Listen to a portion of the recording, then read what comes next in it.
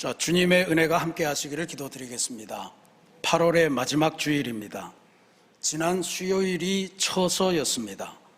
처서라고 하는 말은 서가 더위라는 뜻이죠. 더위를 처분한다 하는 그런 뜻입니다. 처서와 관련한 속담이 여럿 있는데 꽤 재미있습니다. 처서가 되면 모기도 입이 비뚤어진다 그러네요. 여름 내내 모기가 아주 강렬하게 피를 뽑았는데 이제 입이 비뚤어지니까 모기가 제 기능을 못하게 된다, 이런 뜻입니다. 또 처서는 땅에서는 귀뚜라미 등을 타고 오고 하늘에서는 뭉게구름을 타고 온다 하는 속담도 있습니다. 귀뚜라미 소리는 가을의 상징 아닙니까? 가을이 온다는 소리인데 이제 본격적으로 가을이 오고 있고 가을이 오면서 하늘도 푸르고 맑아진다, 뭐 그런 뜻이겠죠. 뭉게구름을 타고 온다 하는 속담입니다. 또 처서에 장벼 패듯 한다 하는 속담도 있습니다. 장벼라고 하는 것은 이제 모내기하고 이제 심어놓은 그 벼에 잎사귀 패에 있는 그런 그 단계를 장벼라고 그러나 봐요. 그러니까 처서 무렵에 본격적으로 잎사귀 패면서 이제 나달이 맺히기 시작하는데 그게 굉장히 속도가 빨라진다는 거죠. 그래서 무언가 순식간에 확 성장하는 모습을 보이는 때 이런 속담을 쓴다는 거예요. 처서에 장벼 패듯 한다. 우리 새신교회 부흥의 역사가 처서에 장벼 패듯 하는 그러한 느낌으로 나타나기를 간절히 기도를 드리겠습니다. 이 속담들이 여러 가지 의미가 있지만 결국 종합해 보면 지금 가을이 오고 있다라고 하는 그런 내용입니다. 지금 우리나라가 여러분들 보시기에도 대단히 혼란스러운 국면을 지나가고 있는데 바라기는 2023년 가을에 우리나라도 정상을 회복하는 특별한 역사가 나타나기를 간절히 소망하고요. 성도 여러분들도 모든 개인적인 소망, 가정의 소망을 잘 이루시고 하나님의 비전이 여러분을 통해 하나하나 이루어지는 그런 놀라운 역사를 체험하는 가을이 되기를 기도드리겠습니다. 오늘 우리는 오랜만에 로마서의 말씀을 봉독했습니다. 로마서는 전체 16장인데 굉장히 귀한 말씀이죠. 바울이 쓴 복음서라 할 정도로 귀한 말씀인데 크게 두 부분으로 나눕니다. 하나는 1장부터 11장까지고 또 한 부분은 12장부터 16장까지입니다. 1장부터 11장까지는 신학으로 치면 조직신학 같은 이야기입니다. 인간의 죄의 근원이 무엇인가? 인간의 현 상태가 무언가? 하나님은 무슨 역할을 하시나? 이런 이야기예요. 사람은 다 죄인인데 왜 죄인이냐면 하나님의 뜻대로 창조를 입어놓고 하나님과 원수되고 하나님과 대적하고 하나님에 반항하면서 살아가는 거기 때문에 그 죄인이 됐고 결국 죄인의 끝이라고 하는 것은 멸망, 사망이라 하는 것을 인간의 운명을 그렇게 정리합니다. 근데 하나님께서는 인간을 그렇게 그냥 내버려 두지 않으시고 멸망의 길로 가는 이 인간을 건져내어서 구원의 역사, 영생의 역사로 인도하시는 분이시다라고 하는 것을 알려줍니다. 하나님께서 인간을 생명으로 인도하시기 위해서 하나님이 어마어마한 일을 하셨습니다. 하나님께서 가장 귀하게 여기시는 예수 그리스도 독생자를 십자가에 희생시키셨다, 희생제물로 내놓으셨다라고 하는 거죠.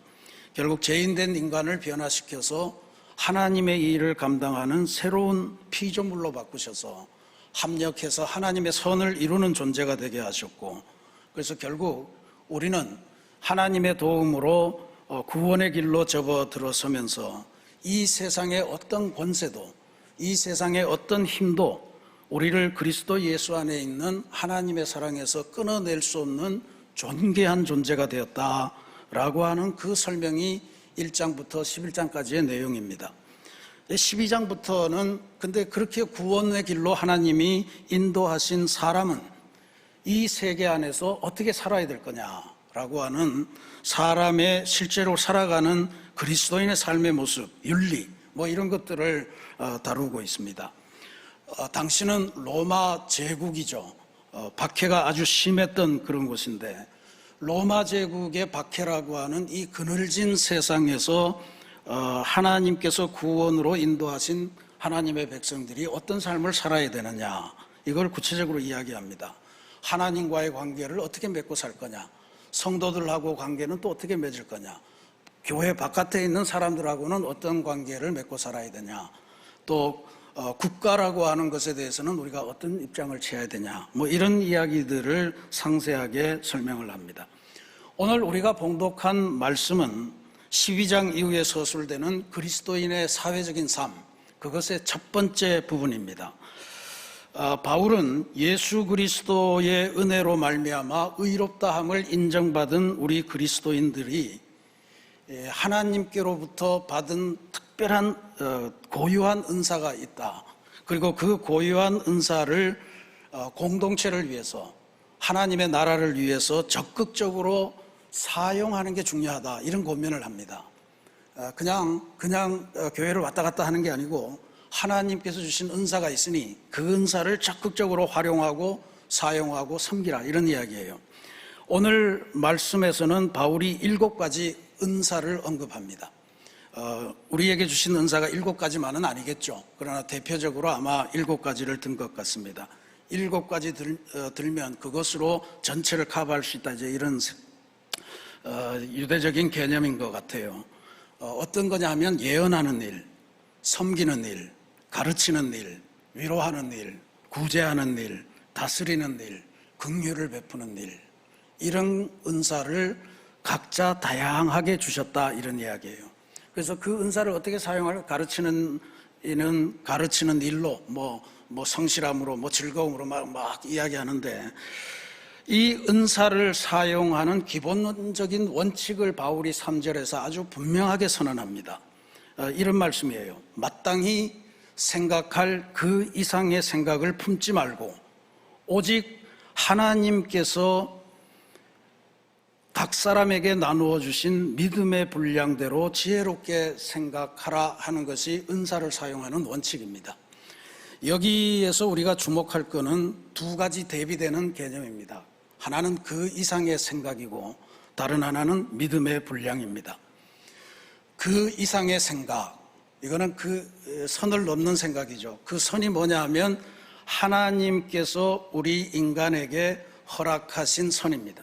그러니까 하나님의 계획이고 하나님의 목적이 담겨 있고 하나님이 기뻐하시는 뭔가 있는 게 바로 그 선이에요. 근데 그 선을 넘어선 다른 생각을 품고 이 사명을, 이 은사를 쓰지 말라, 이런 이야기예요. 하나님의 선을 넘어설 수밖에 없는 우리들의 그 내용이 뭐가 있냐, 그 이상의 생각이 뭐냐, 그게 바로 우리의 욕심이겠죠. 우리 개인의 의도, 뭐 이런 것들이 게재되면서 은사를 잘못 사용할 수 있는 그런 가능성이 있다라고 하는 걸 말합니다. 그러니까 그 이상의 생각을 품지 않고, 이거에 반대되는 말이 뭐냐 하면 믿음의 분량대로라고 하는 표현입니다. 하나님께서 말씀하신 그 내용, 그게 믿음의 분량이에요. 믿음이 크다 작다 이런 걸 따지는 게 아닙니다. 왜 이런 은사를 주셨고 왜 믿는 사람이 되게 하셨는가, 그 하나님의 의도, 그것을 잘 새겨서 그것대로 자기에게 주신 은사를 아름답게 사용하라 하는 그런 말씀입니다.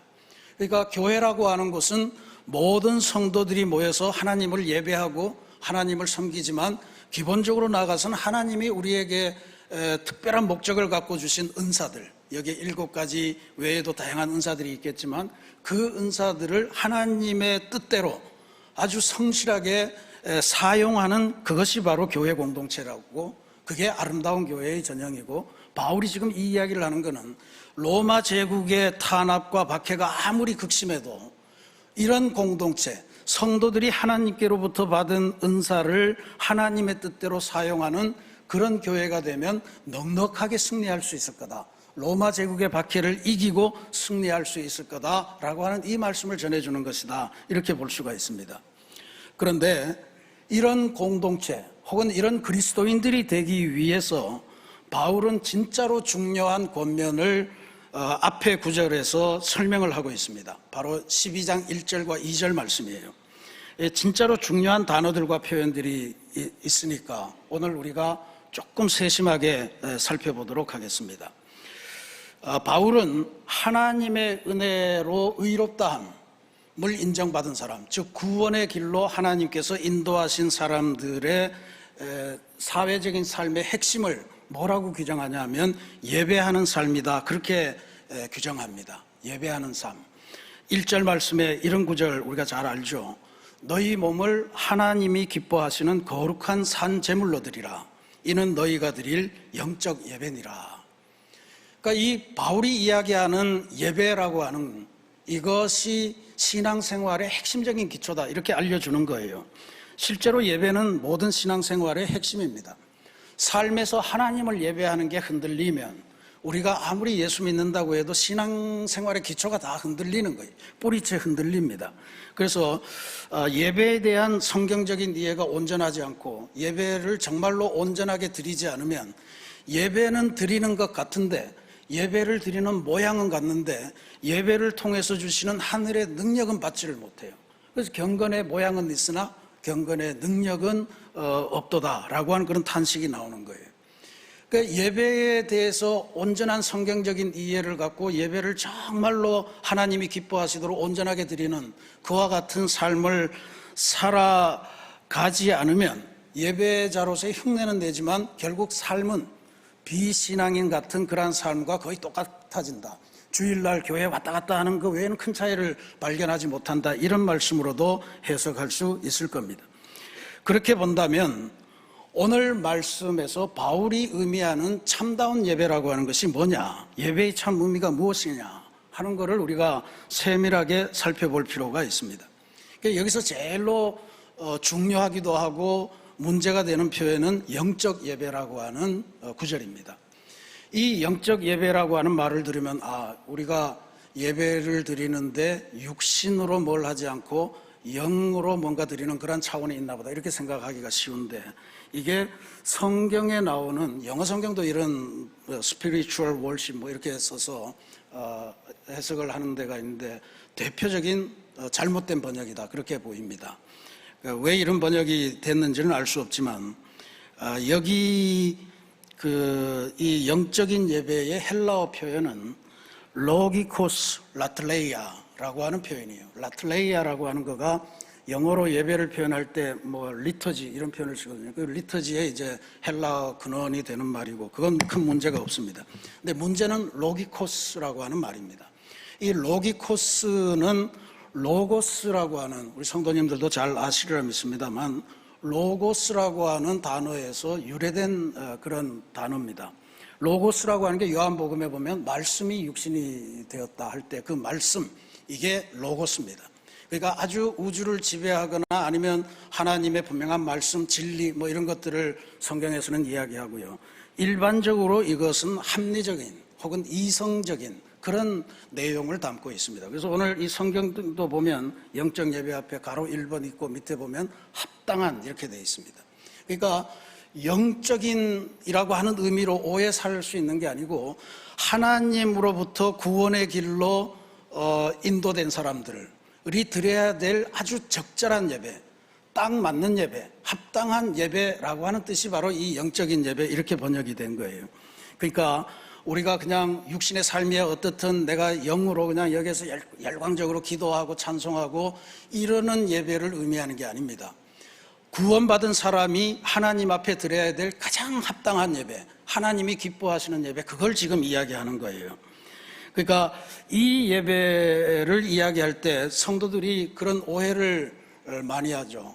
극단적인 예입니다. 하나는 나는 이 주일 11시 예배 혹은 주일 9시 예배, 주일 7시 반 이 예배만 딱 지키면 일주일 동안 나는 예배하는 존재야 이런 생각을 하는 경향입니다. 그거 아닙니다.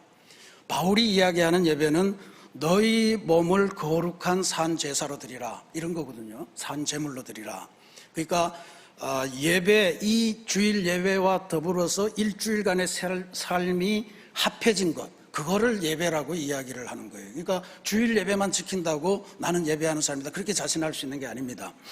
두 번째 오해는 이건 아마 코로나 이후에 우리 안에 많이 번져나가고 있는 건데 이렇게 드리는 예배는 형식적인 예배니까 하나님은 오히려 우리의 삶, 우리의 몸으로 드리는 그 제사를 기뻐 받으시니까 나는 일주일에 일주일의 모든 삶을 하나님 앞에 거룩하게 지낼래, 그걸로 내 예배를 삼을래, 그러면서 주일 예배를 등한시하는 경우입니다.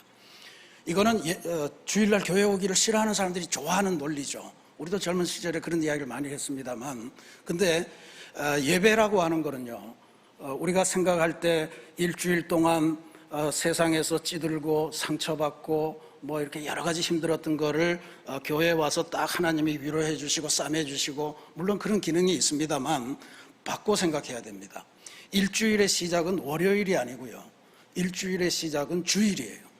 그러니까 그 이야기는 뭐냐면, 예배라고 하는 것은 이 주일날 드려지는 이 예배를 통해서 하나님께서 말씀으로 은혜를 주시고, 또 하나님이 기도를 통해 만나주시고, 우리가 찬양으로 영광 올리고 봉헌하고, 또 뭐 이런 여러 가지 과정을 통해서 얻은 하늘의 복, 하늘의 은혜, 하늘의 능력, 이런 것들을 가지고 나머지 일주일의 세상에서의 삶을 싸우는 거예요. 그러니까 그게 예배의 올바른 정의입니다. 그래서 이것이 지금 두 극단으로, 하나는 주일 예배만 드리면 돼, 아니 주일 예배 소용없고 일주일 내의 삶이 중요해, 이 두 극단으로 가시면 곤란합니다. 그래서 지금 바울이 말하는 너희 삶을 하나님이 기뻐하시는 산 제사로 드리라, 이게 합당한 예배다라고 하는 이 말씀에서 말하는 예배, 분명히 두 개로 정리할 수 있습니다. 첫 번째는 주일을 분명하게 구별하셔야 됩니다. 그래서 주일을 성수한다는 마음이 대단히 중요합니다. 우리가 주일을 지금 이제 예배의 날로 지키고 있습니다만, 성서적인 주일의 근원은 안식일입니다. 그러니까 안식일이 뭐 하는 날이냐? 안식일은 하나님께서 세상을 창조하시고 마지막 날 쉬신 날 아니에요?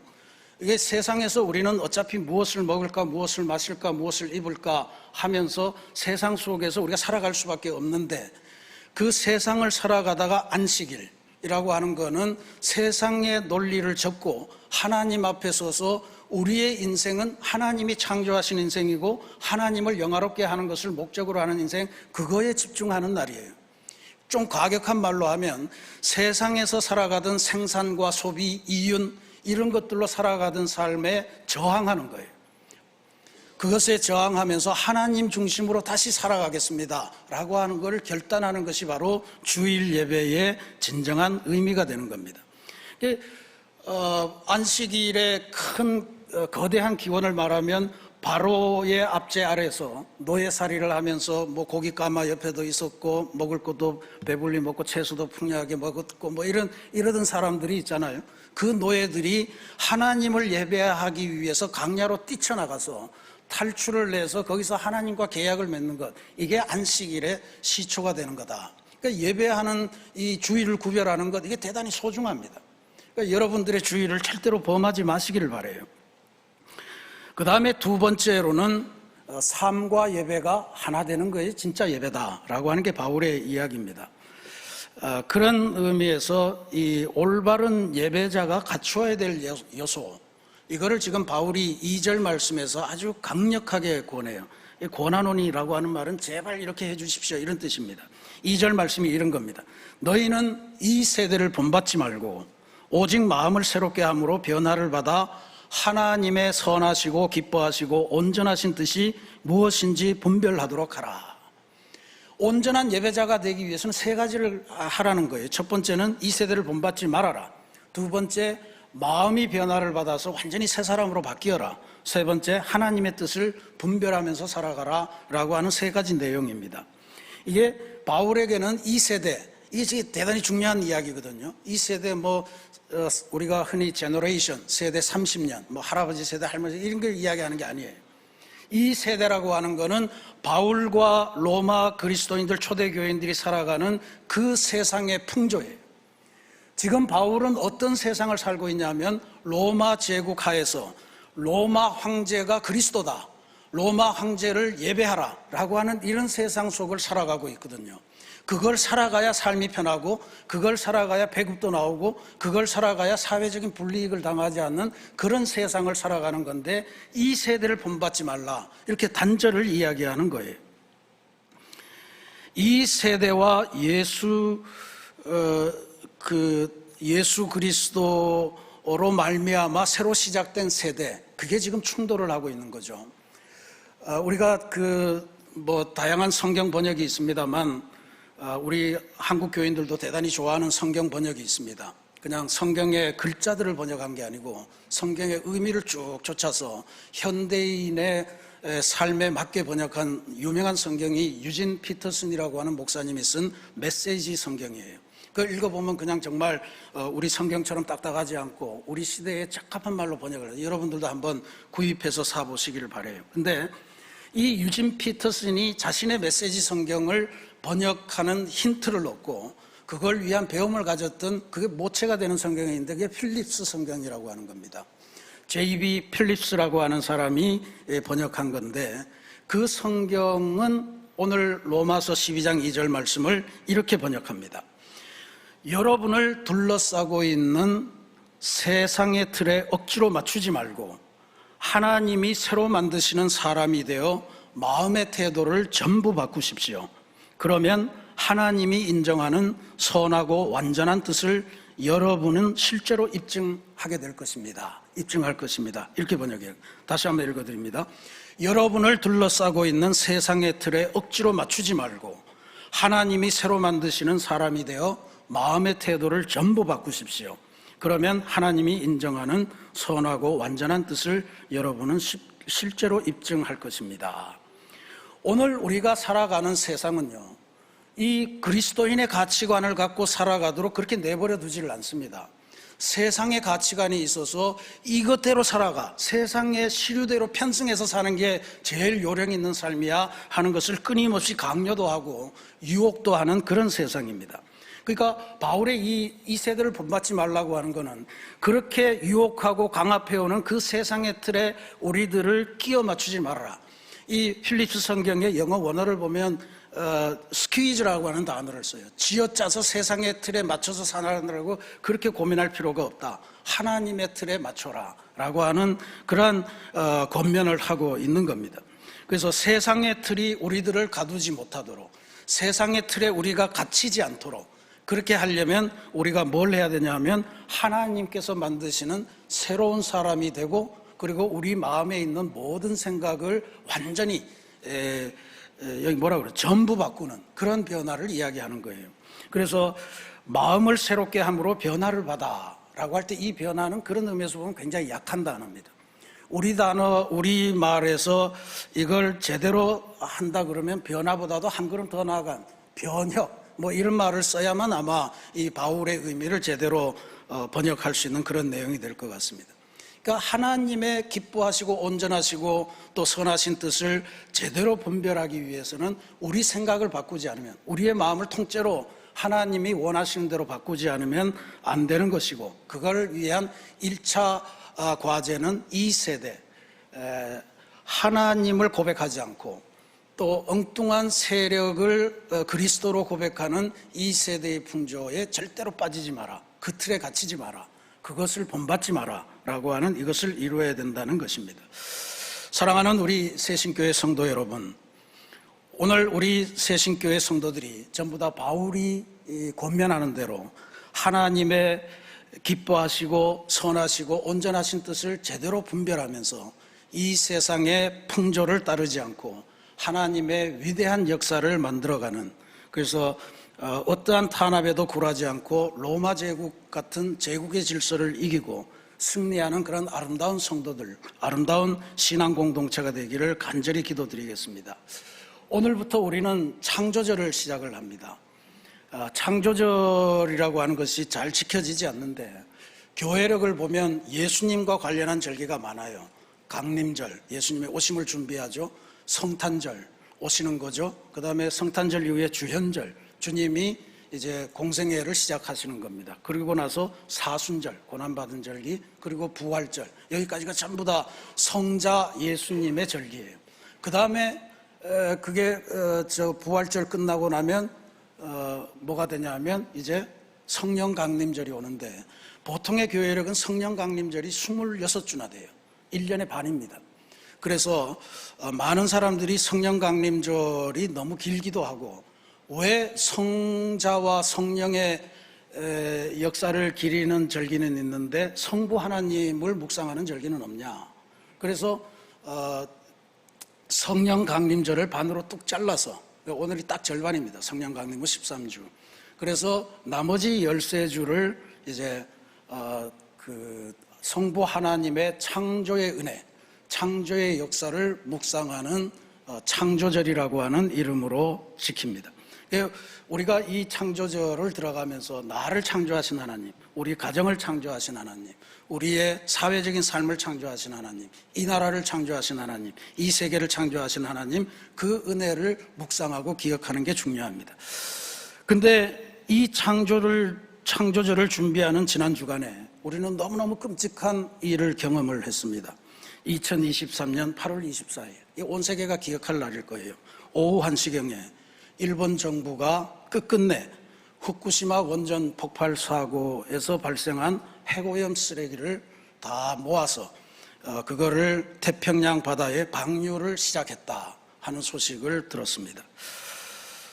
태평양은 세계 인류는 물론이고 많은 생물들의 우물이요, 생명의 샘 같은 그런 바다입니다.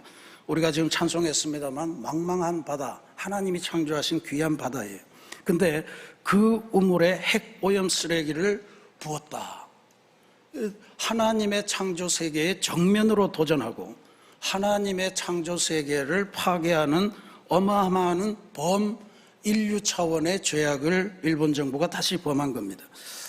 근데 더 우리를 힘겹게 하는 것은 세계의 환경운동을 이끄는 그린피스라고 하는 단체가 있는데, 이 단체는 이번 사태가 어떻게 일어났는가 하는 것을 하면서 한국 정부를 끌어다 드렸어요. 일본 정부가 결정하고 한국 정부가 협조했기 때문에 가능했던 일이다. 그렇게 해서 한국 정부를 공범으로 같이 몰아넣었습니다. 이제 우리나라의 운명이 어떻게 될까? 이것도 지금 큰 고민이 됩니다. 일본 정부는 지금 이 태평양에 보내는 물이 오염수가 완벽하게 처리한 안전한 물이다, 이렇게 계속 강조를 하면서 뿌려봐서 며칠 지났는데 뭐 물고기에서 아무런 변화가 안 일어나다 이런 소리를 자꾸 하고 있습니다만, 그렇게 안전한 물인데 왜 일본 안에서 식수로 안 쓰고 공업용수나 농업용수로 안 쓰고 태평양에 굳이 갖다 버릴까? 그리고 버리는데 왜 일본 정부는 후쿠시마 지역의 어민들에게 그토록 어마어마한 피해 보상을 해주고 있는 것일까? 이거를 생각하면서 정말 큰 문제라고 생각하는 게, 이제 우리들의 자녀 세대들에게 물려줄 안전한 바다가 없다는 것이 가장 큰 문제가 됩니다. 그 아이들은 이제 해수욕도 못하게 될 것 같고요. 바다에서 나는 어떠한 신선한 그러한 생물도 섭취를 하는 것이 장애가 되고, 비근한 예로 우리가 아이를 낳고 미역국을 먹는데 그것도 이제 끝난 일인 것 같습니다. 폐업하는 어민들이 속출하고 있는 이런 상황입니다. 저는 일본 정부가 역사를 통해서 2차 대전이나 이번에 하는 이런 일을 보면서 이게 로마 제국이 하던 짓과 똑같은 일을 하고 있는 것이다. 그래서 사도 바울의 오늘 이 권면의 말씀, 이게 대단히 중요하다, 그렇게 봅니다. 저는 우리 그리스도인들이 하나님의 창조를 다시금 묵상하면서 일본 정부가 한시바삐 회개하고 오염수 방류 시행하는 것을 빠른 시간 내에 철회해서 그나마 안전한 바다를 인류에게 줄 것을 간절히 기도하려고 합니다. 창조 질서에 근본적으로 도전하는 것, 안 됩니다. 우리가 나서서 회개시켜야 됩니다. 바울이 권면하는 하나님의 선하시고 기뻐하시고 온전하신 뜻을 분명히 분별하는 새로운 사람, 그게 우리 성도들 아닙니까? 하나님이 기뻐하시겠습니까? 그러니까 오늘 우리 성도들에게 바울이 권면했던 것처럼 이 세대의 풍조를 본받지 마라. 이 세대를 본받지 말고 이 세대의 조리에 자신의 몸과 생각을 맡기지 말고, 그건 우리가 어쩔 수 없는 일이야. 포기하지도 말고 하나님의 이름으로 저항하라.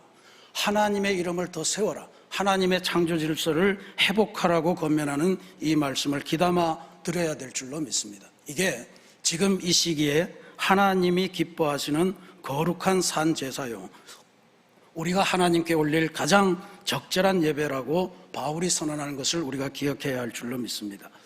우리는 어차피 어쩔 수 없이 세상에 바알이 난무하지만 그 세상 속을 헤치며 살아가야 됩니다. 그러나 그렇다고 해서 바알에게 무릎 꿇는 것이 정당하다 이렇게 여겨서는 안 됩니다. 바알에게 무릎 꿇지 않는 7천 명의 그리스도인이 되어야 된다는 사실이에요. 오직 주님만이 그리스도시고 살아계신 하나님의 아들임을 분명하게 선언하면서 이 세상을 살아가야 할 줄로 믿습니다. 그래서 하나님께서 창조하신 이 세계를 회복하는 거룩한 왕같은 제사장들로 다 변화하시며 하나님의 아름다운 세계를 만들어 가시는 그러한 성도들이 되시기를 주님의 이름으로 축원합니다. 같이 기도하겠습니다.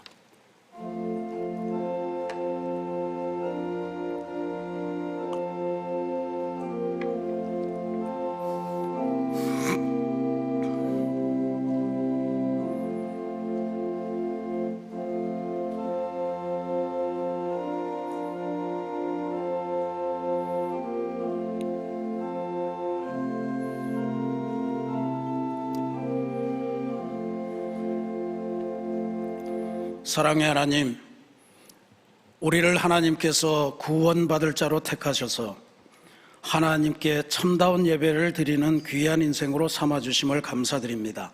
아버지 하나님, 참다운 예배는 이 세대를 본받지 않고 하나님의 기뻐하시고 선하시고 온전한 뜻을 분별하는 그러한 귀한 사람으로 완전히 마음을 바꾸고 가치관을 바꾸는 그러한 일이 선양되어야 됨을 저희들이 오늘 배웠습니다. 하나님, 우리가 세상 물결 속에서 살아가지만 세상 풍조에 휩쓸리지 않고 본받지 않고 오직 하나님만을 메시아로 섬기며 또 예수를 그리스도로 섬기며 그렇게 예수님을 살아계신 하나님의 아들이라고 선포하며 이 세상을 당당하게 승리하며 살아가는 귀한 역사 있도록 도와주옵소서. 우리에게 주신 바 거룩한 은사들이 다 있는데 이 은사들을 최대한 성실하게 하나님의 뜻에 따라 활용하며 아름다운 신앙 공동체를 만들어서 이 땅에 아름다운 하나님의 나라를 일구는 복된 그리스도인 공동체 새신교회가 되게 주님 인도하여 주옵소서. 예수님 이름으로 감사기도 드립니다. 아멘.